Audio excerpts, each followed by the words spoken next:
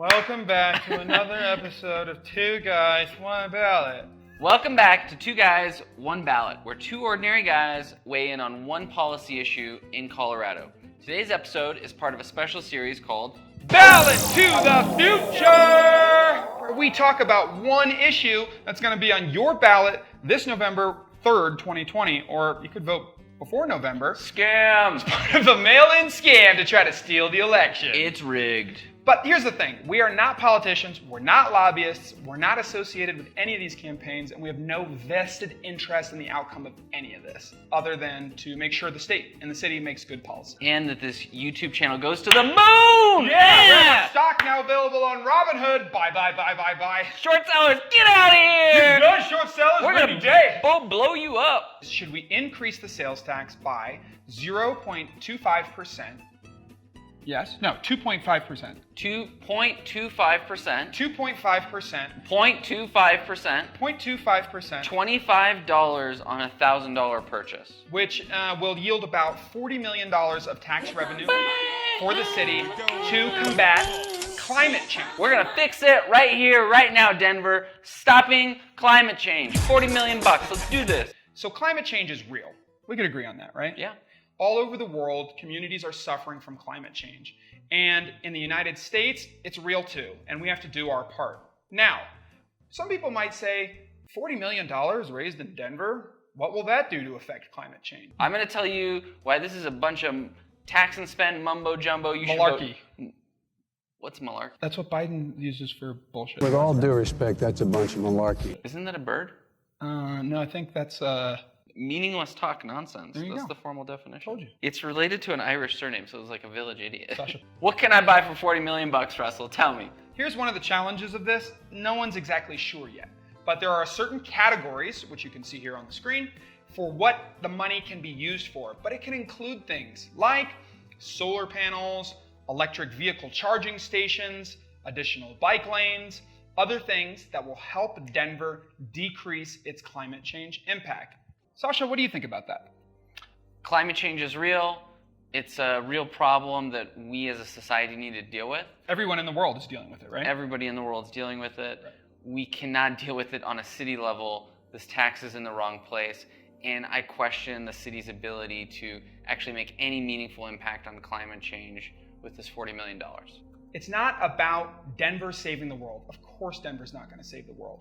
Climate change should really be addressed at a global level through international cooperation by a lot of different countries. But Donald Trump pulled America out of the climate change accords in Paris. So maybe it should be addressed at a national level. But the Trump administration is not going to take the Green New Deal and change America's way of addressing climate change. Maybe it should be addressed at the state level. The state hasn't done very much either. So it's time for the city of Denver to step up and show leadership. And if we take action on climate change, maybe that will inspire the state, the country, and we can be part of a movement of cities all over the world taking leadership on climate change and starting to push the world to go in a direction that doesn't end with global warming destroying everything. Okay, so I can summarize your argument as Denver has an opportunity to exhibit this thought leadership for the world, and for that reason we should do this. That's right. Largely symbolic thought leadership for the world, but also will make a little bit of a difference. Okay, so I think first of all, our state is making a change. We've made some aggressive pushes towards making our energy supply more green, more renewable. So I don't think we're doing nothing at a state level. The state is shutting down all of our coal plants, and we're paying higher energy prices for it today. So we are doing something. Having to live far from their work and drive there, that's something that we could actually affect. And that's something that drives up climate change. So making housing, affordable housing, closer to people's jobs, that would be a way to affect climate change. Yeah, but we should also not confuse climate change with just pollution. Vehicles on the road cause a pollution in Denver, but their impact to climate change globally and nationally are somewhat minuscule compared to agriculture. So if we want to be real thought leaders, we got to tackle climate change where it's happening. Bike lanes and electric vehicle charging stations and solar panels. And these are things that a lot of people think would make the city better. Even if they don't ultimately address climate change, it would make the city a better place to live. What do you think, Sasha? Could Denver benefit from having electric vehicle charging stations? Yeah, sure. I think that like most government spending, They'll spend $40 million and the citizens might get $5 or $10 million worth of value. I think that the government doesn't really do a good job at allocating capital, and we just give it $40 million to do good stuff, some good stuff will come out of it, just not that much. All right, here's my argument against this measure. I think that there's industries in Colorado that actually do make an impact, a negative impact on climate change, and I think we should focus the tax on those industries. People going to the store to buy diapers or buy clothes or any of the things we need in our day-to-day life, that shouldn't be how we gather this money for taxes. And so I really don't think that using a sales tax to offset what is ultimately an industry impact is the right way to do it. Oddly enough, I actually completely disagree with Russell on this. If you raise taxes on the coal power plants or something, you end up just impacting every consumer anyways. For us to really tackle climate change and for us to exhibit real thought leadership, it's not going to be just the rich people. We all have to change our behaviors. We have to make broad societal change.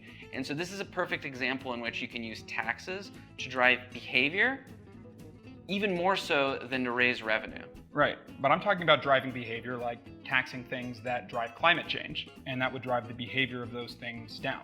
Well, I think the number one thing that we can do right now to tackle climate change is reduce the amount of beef we consume. Okay, so what do you think but don't you think that the consumers of agricultural products will bear those costs as beef has to shut down? Are you proposing we shut down Colorado's cattle industry? We're proud supporters of the Colorado cattle industry. This is a complicated issue, but I think actually Sasha and I are probably in agreement on this one ultimately. How should we vote? I vote no. No, this is a bad one. I think this is a bad one. I think the money that's raised by this tax will be used to create things like bike lanes that I'm not sure people really want anyway, and electric vehicle charging stations, which mostly benefit rich people, and the people who are going to get these government contracts to build out new solar panels and other things that the government will spend the money on. Frankly, they're all part of the same group that's been benefiting from this kind of government spending forever. I don't think this is really going to make a difference for the people of Colorado. You might agree with us, you might disagree with us, maybe I converted you, maybe my arguments were so bad you switched sides. Write it in the comments, we want to hear from you. See you guys next time. Rig the election! It's rigged!